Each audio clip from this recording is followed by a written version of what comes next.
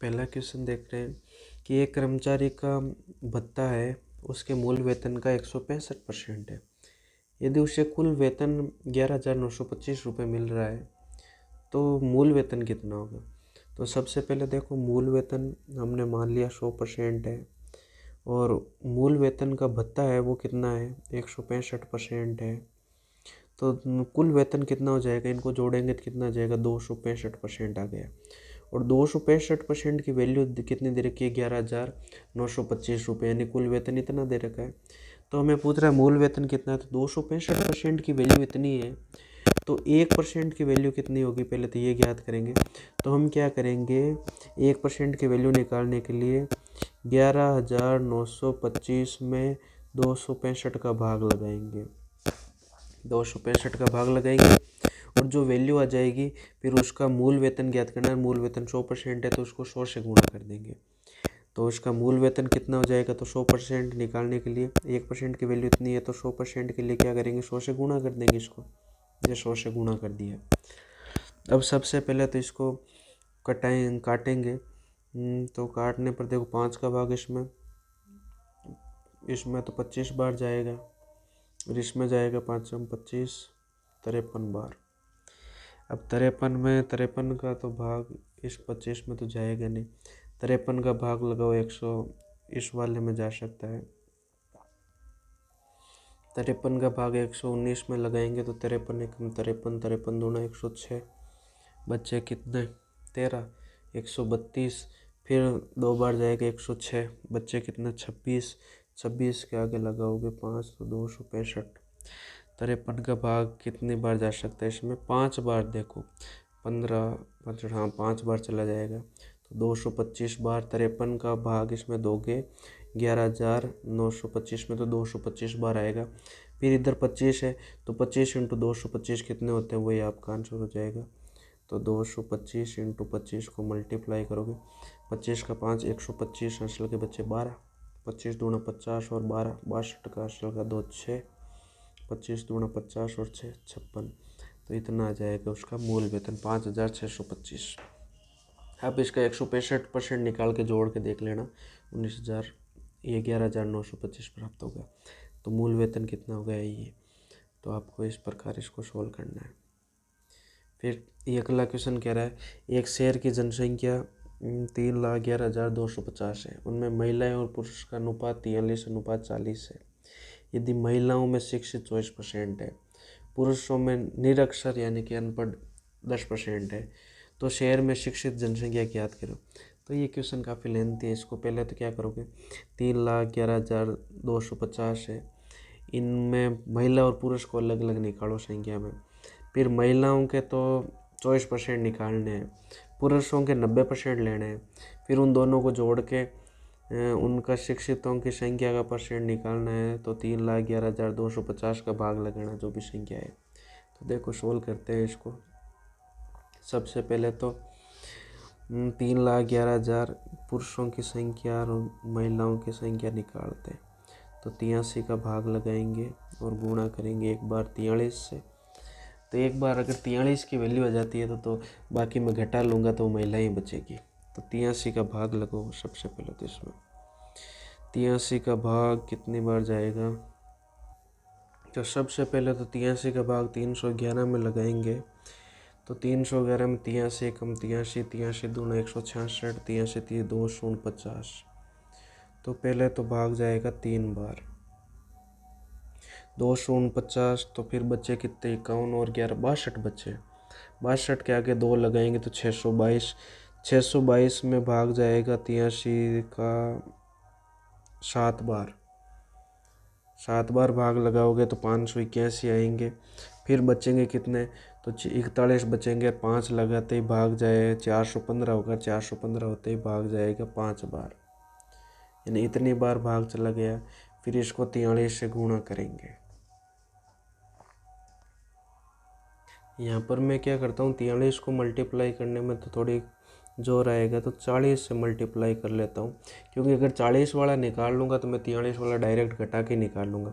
तो 40 से मल्टीप्लाई करने के लिए पहले तो 2 जीरो हो गए, 0 0, फिर 4 का इंटू 5 20, असल का 2, 4 7 28, 2 30, हासिल का 3, 4 3 12 और 15, यानी कि ये कितने हो गए 1,50,000।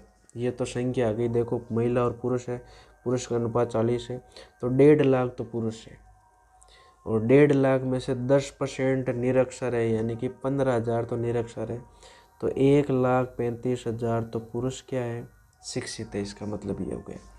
अब 1.5 लाख पुरुष हैं तो महिलाएं कितनी बची, महिलाएं 1.5 लाख घटाओगे तो 1.5 लाख तो वो 3 लाख में से तो 1,60,061, यानी महिलाओं की संख्या आ जाएगी 1,61,250। इनको जोड़ के देख लो 3,11,285 ही होंगे। तो 1,61,250 महिलाएं आ गई, तो महिला 24% शिक्षित है।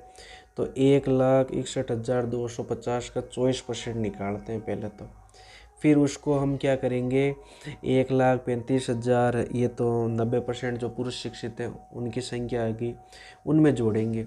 तो ये थोड़ा मैं हटा के वापस लिख रहा हूँ। तो देखो यहाँ पर 1,35,000 तो ये पुरुष हैं जो शिक्षित हैं, और 1,61,250 का हमें महिलाएं शिक्षित 24% है वो निकालना है।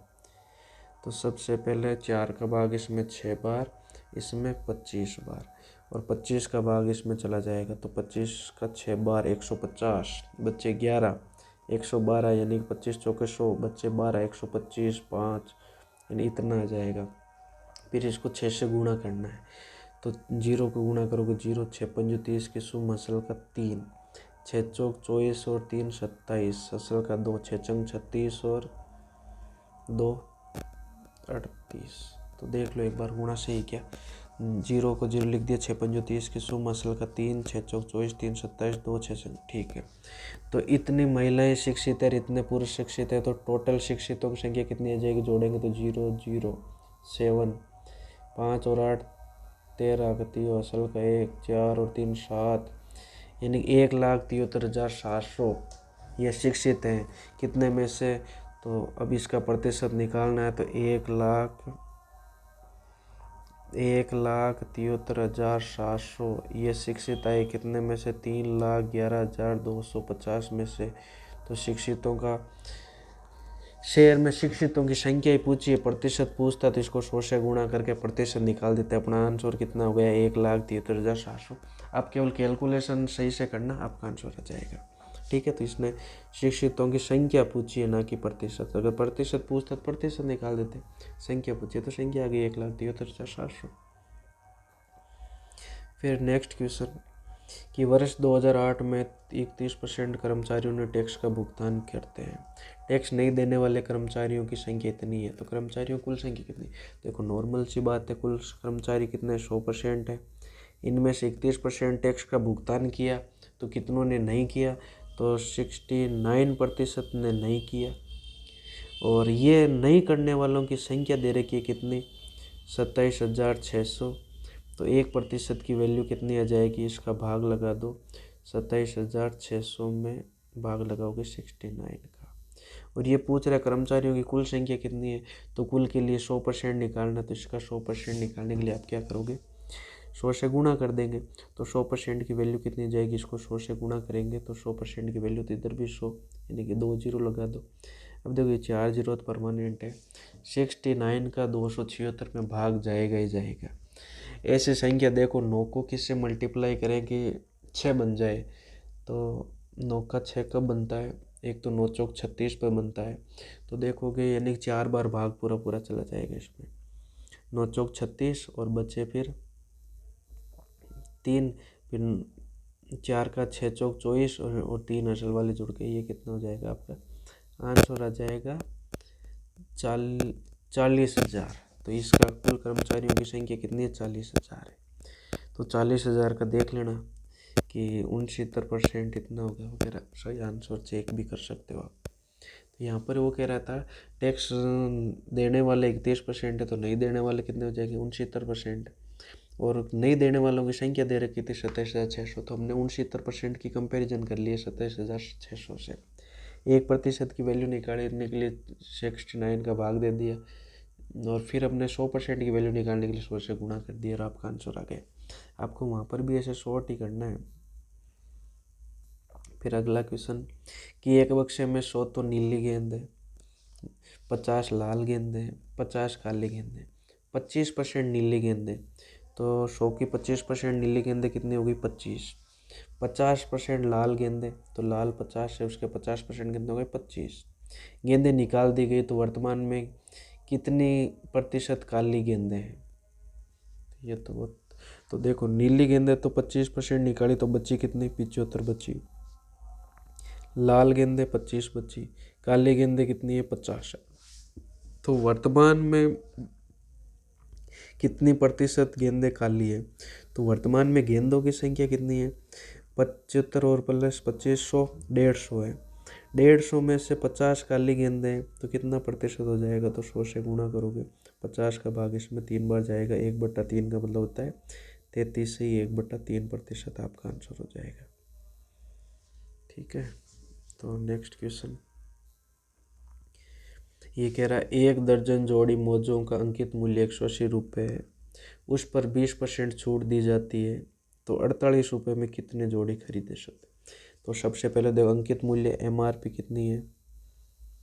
180 रुपये। 20% की छूट दे दी, मतलब 180 रुपये, तो ये इसका मूल्य था MRP 1 दर्जन जोड़ी का। 1 दर्जन जोड़ी का मतलब होता है दर्जन में 12 जोड़ी होती है, दर्जन में 12 होती है संख्या, जोड़ी तो ये कह ही रहा है। तो 12 जोड़ी का कितना रुपये लग रहा है? 180। तो अंकित मूल्य 20% की छूट देगा, तो 20% निकालो पहले। तो 180 का 20% कितना होता है? तो 20/100। 2 जीरो से 2 जीरो कट गए, 18 दूना 36, यानी कि 36 तो घटा ही लो पहले। यानी कि 12 जोड़ी का मूल्य कितना जाएगा? 154। 54 नहीं, 36 घटाओगे तो 144 आएगा। 144 और 650, ठीक है। यानी कि 12 जोड़ी का मूल्य कितना आ रहा है? 144 रुपये। तो एक जोड़ी का कितना मूल्य आएगा? तो 12 का भाग लगा दोगे तो 12 रुपये आ जाएगा। एक जोड़ी 12 रुपये में आ रही है, तो 48 रुपये में कितनी आएगी? तो 12, 24, 36, 48, यानी 4 जोड़ी आएगी। तो कितने जोड़ी मोजे आएंगे? तो 12 चौके 48, तो यानी कि एक जोड़ी का 12 रुपये है, तो 48 रुपये में 4 जोड़ी आ जाएगी। तो आप ये आंसर इस प्रकार करोगे। फिर नेक्स्ट क्वेश्चन, एक फैक्ट्री में 2 वर्षों में साइकिल का उत्पादन 40,000 से बढ़कर 48,400 हो गया। तो देखो, 2 वर्षों में 48,400, मतलब बढ़ा कितना? 2 वर्षों में 8,400 बढ़ा। तो एक वर्ष में कितना बढ़ा? तो डिवाइड करोगे तो कितना हो जाएगा? आप डायरेक्ट भी प्रतिशत ज्ञात करके उसका आधा भी कर सकते हो, और चाहो तो पहले भाग देके, यानी कि 4,200 प्रति वर्ष बढ़ रहा है 40,000 पर, तो कितना प्रतिशत बढ़ा? तो 100 से गुणा करोगे, 2 जीरो 2 जीरो, ये तो उड़ गए 4 जीरो, 4 का भाग लगाओगे तो ये हो जाएगा 10 चौक 40, 1/2%, 10.5% की वृद्धि हो रही है वार्षिक दर। तो इस प्रकार आपको ये वार्षिक दर वृद्धि निकालनी है। फिर नेक्स्ट क्वेश्चन, एक कक्षा में 2 सेक्शन है जिसमें क्रमशः 20 और 30 छात्र हैं। इन दोनों सेक्शनों की सफलता का प्रतिशत, एक में तो देखो 20 छात्र है, एक में 30 छात्र है। इसमें 80% छात्र सफल हुए, इसमें 60% छात्र सफलता का ये दे रखा है। तो पूरी कक्षा में सफलता का प्रतिशत कितना है? तो देखो, यहाँ पर कितने पास हुए? 80% निकालोगे तो 16 आएगा, यहाँ पर 18। तो टोटली पास कितने में? 16, 32 और 34 पास हुए। कितने में से? 50 में से।